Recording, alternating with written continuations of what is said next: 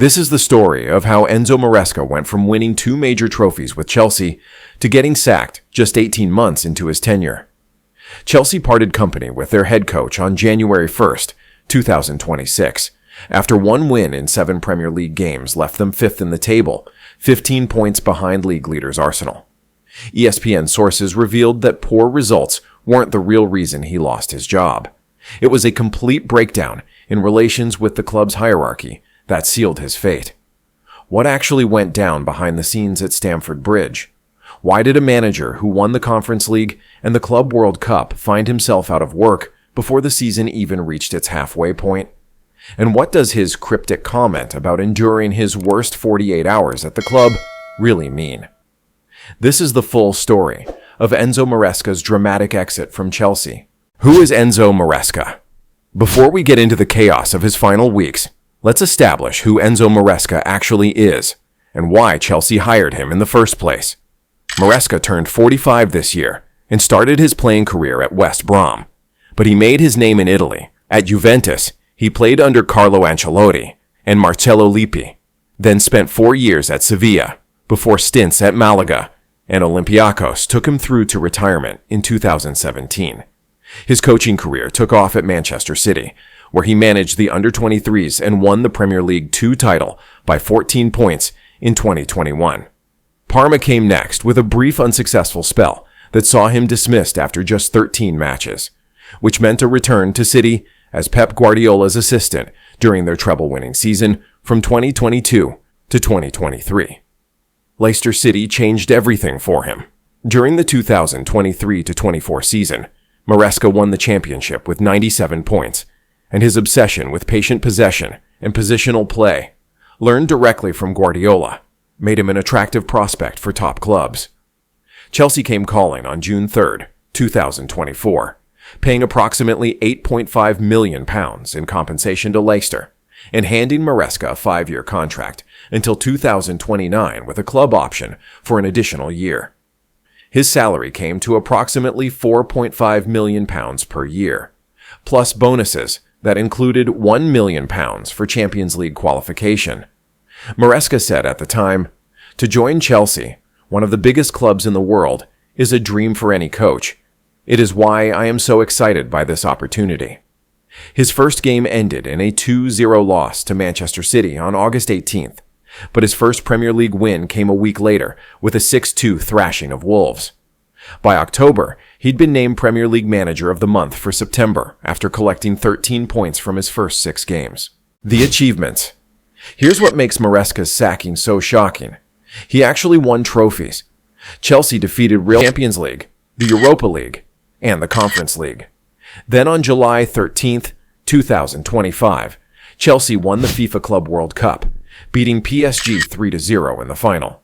Maresca guided Chelsea to a 4th-place finish in the Premier League during his debut season, securing Champions League qualification, and was named Premier League Manager of the Month again in November 2024. So we're talking about a manager who won 2 major trophies in 18 months, qualified for the Champions League, and received multiple Manager of the Month awards. Yet by January 1st, 2026, he was out of a job, which raises the question, what changed? The December disaster. December 2025 was catastrophic for Chelsea, and the collapse started on December 3rd with a 3-1 defeat to Leeds United. This wasn't just any loss because Leeds were in the Premier League's bottom 3 and produced their best display of the season, climbing out of the relegation zone by beating Chelsea. Here's what made it worse. Chelsea had 71% possession, but still lost, while Leeds won with just 28.6% possession, the lowest share in a league victory since December 2016. Chelsea conceded 3 or more goals against a relegation zone team for the first time since April 2021. 3 days later came a 0-0 draw with Bournemouth in a flat, uninspiring performance that did nothing to improve the mood. The Champions League match on December 9th saw Chelsea travel to Atalanta and give up a halftime lead to lose 2-1, which left their hopes of a top 8 Champions League finish on a knife edge.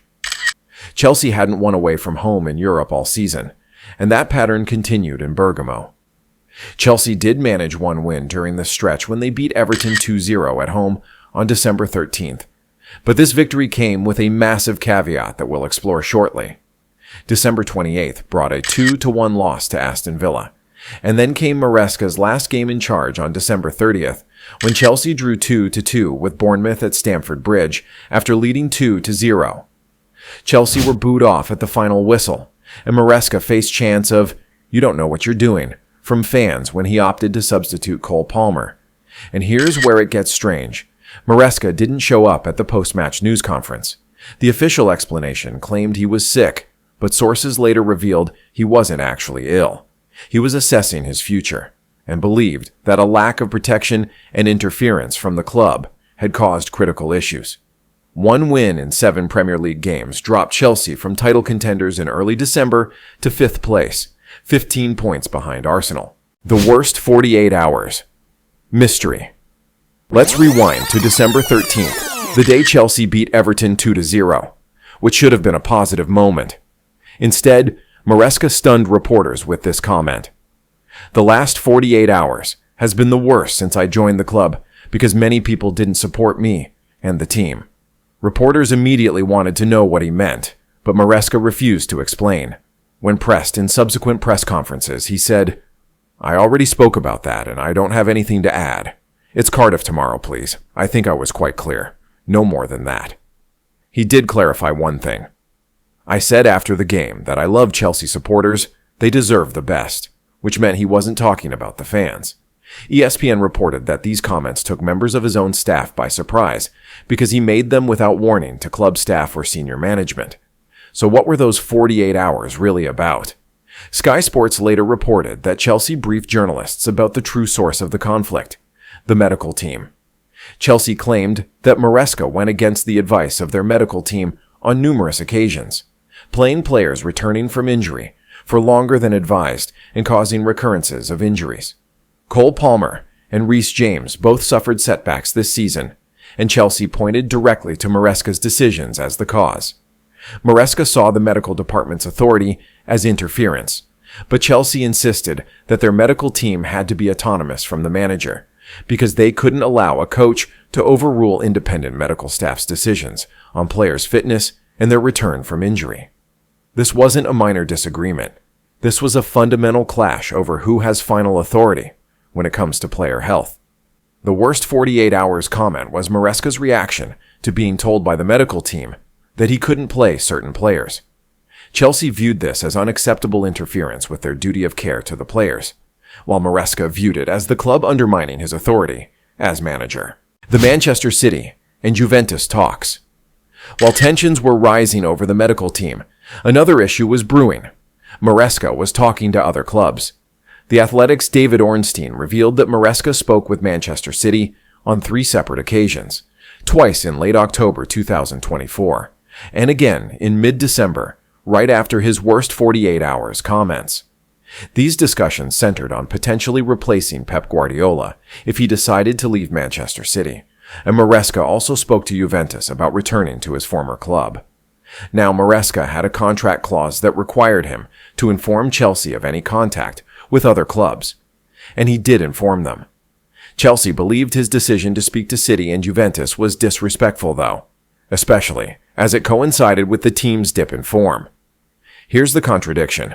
Maresca and his agent told Chelsea he had no intention of leaving and was willing to discuss a possible contract renewal, but Chelsea weren't willing to give him a new deal just to stop him from talking to other clubs since he was already under contract until 2030.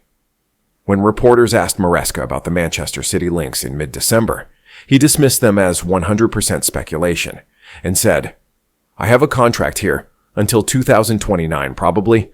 My focus, I said many times, is just about this club, and I'm very proud to be here."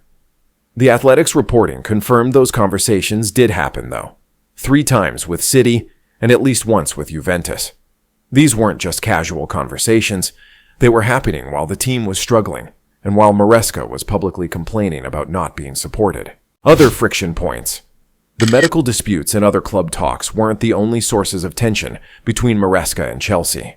Summer 2025 saw major transfer disputes, starting when Maresca very publicly pushed for the signing of a new center back following Levi Colwell's ACL injury in preseason.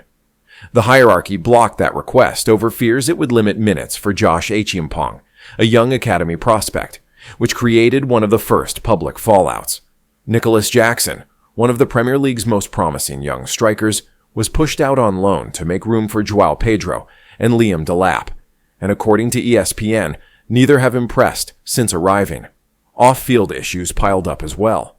Maresca planned to publish a book, but was blocked by the club, spoke at Il Festival dello Sport in Italy without the club's permission, switched agents from Wasserman to Jorge Mendes, and increasingly avoided wearing club tracksuits by opting for his own clothing instead. And here's a telling detail. Chelsea posted a 52-second video on social media on New Year's Eve summarizing their year, and there was no trace of Maresca in it. The club was already erasing him before the official announcement came through.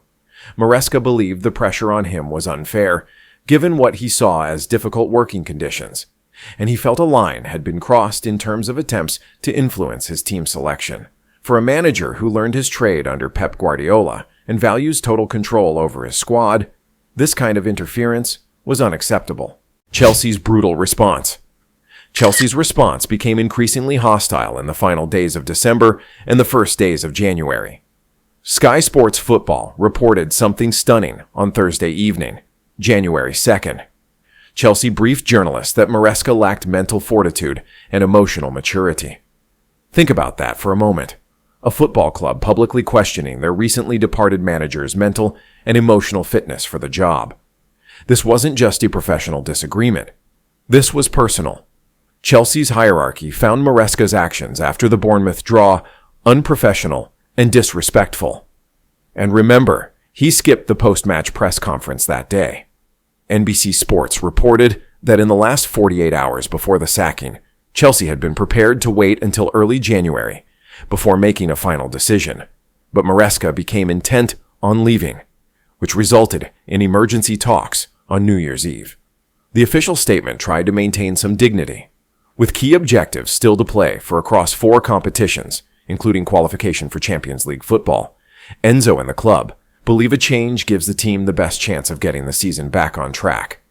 The behind-the-scenes briefings told a different story, though, painting a picture of a manager who couldn't handle the pressure and who ultimately didn't have the mental fortitude for the job. Chelsea's managerial chaos. Let's zoom out and look at the bigger picture, because Maresca's departure is part of a larger pattern at Chelsea.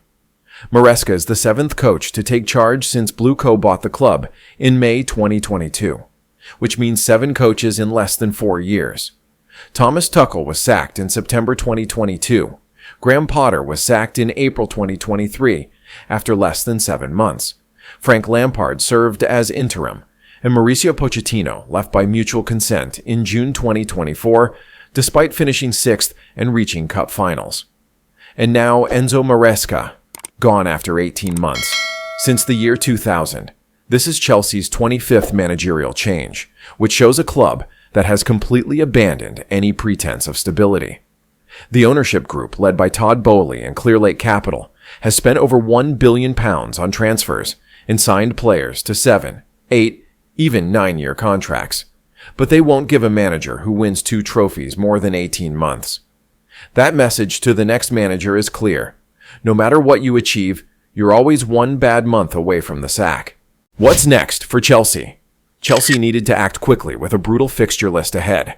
Manchester City away on January 5th, Fulham away on January 8th, Charlton in the FA Cup on January 11th, and Arsenal at home in the Carabao Cup semi-final on January 15th. Willy Caballero is likely to lead the team for the Manchester City match, but the leading permanent candidate is Liam Rosenior, who currently manages RC Strasbourg, Chelsea's sister club. Strasbourg is owned by Blue Co, the same ownership group as Chelsea, which means his appointment would be relatively seamless given the relationship between the clubs. Chelsea are unlikely to pursue Oliver Glasner, Cesc Fabregas, Andoni Iraola, or Roberto De Zerbi, according to multiple reports. The thinking seems to be, bring in someone from within the ownership structure who understands how Blue Co operates and won't push back too hard against the hierarchy. Enzo Maresca's Chelsea tenure ended not with a disaster season, but with 18 months that included 2 trophies and then a December collapse that exposed deeper fractures. A manager who felt unsupported and interfered with versus a club that felt disrespected and undermined. And once that trust is gone, no amount of wins can rebuild it. Maresca won 2 trophies in 18 months, and it wasn't enough, which leaves Chelsea now searching for their 8th coach in 4 years. They'll appoint someone, probably from within their ownership structure, and that person will be given resources and expected to compete immediately. And if things go wrong, they'll be gone within months. This is the Chelsea model now. Perpetual churn, constant instability, short-term thinking dressed up as ambition. The real question isn't why Maresca was sacked. It's whether anyone can succeed at Chelsea under this ownership model. Because if winning trophies doesn't buy you time, if informing your employers about other club interests still gets you labeled as disloyal, and if disagreeing with medical staff over player fitness gets you sacked, then what exactly does success look like at Stamford Bridge? Right now, it's hard to say, and that's Chelsea's biggest problem.